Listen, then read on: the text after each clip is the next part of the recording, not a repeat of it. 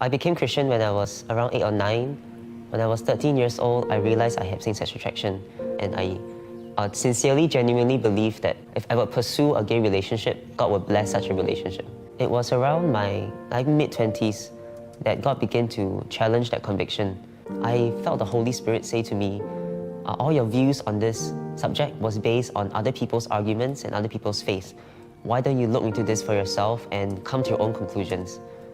So God brought me to a point where He has showed me that what His heart for sexuality is, and that it was not good for me to pursue my same-sex desires.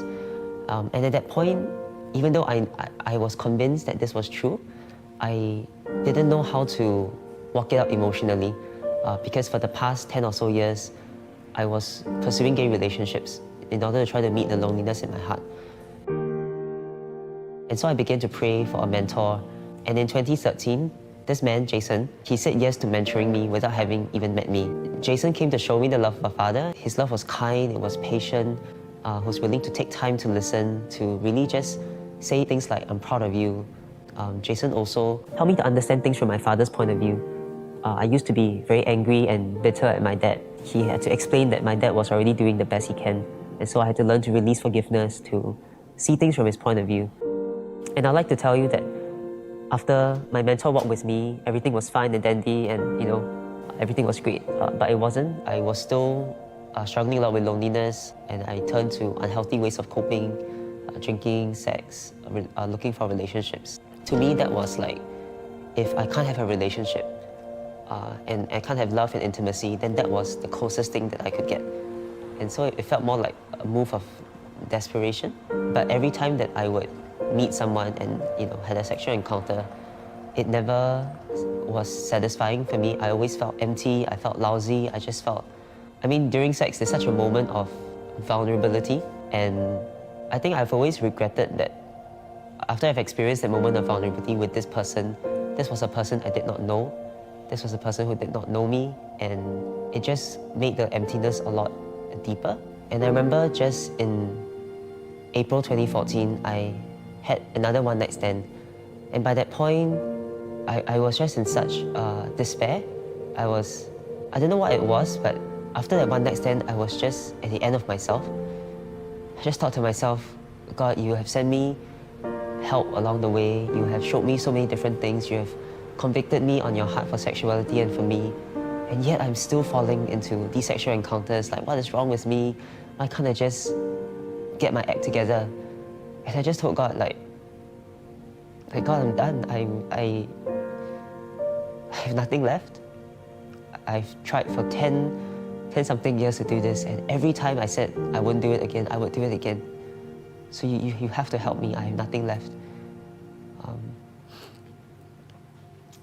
And that week, God really came through for me. I actually felt a palpable desire drop into my heart to go to church the next day, which was unprecedented.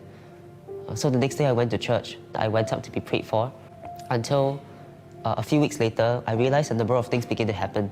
I realized that my desire for masturbation went down dramatically, even though I didn't try to do anything about that. And I just really experienced a period of freedom from this addiction. I began to have a growing hunger to be baptized in water and to be filled with the Holy Spirit. And it was just an inexplicable longing and hunger that I never experienced before.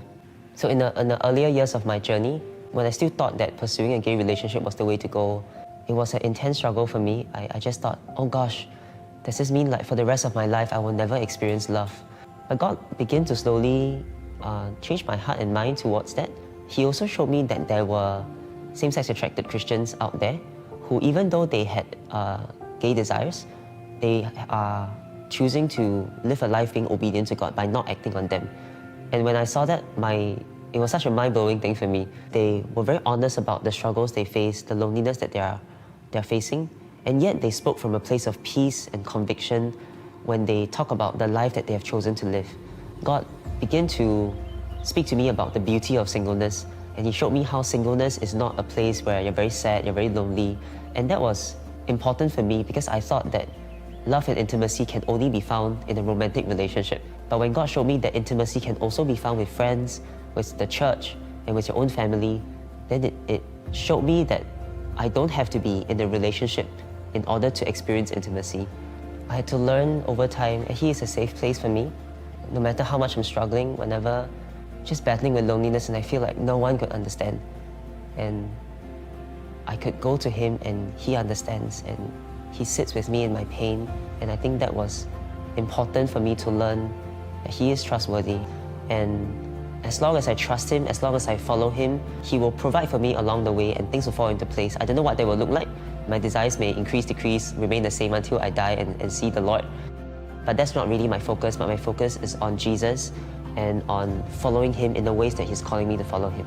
He will work it out in his best time, in his best way.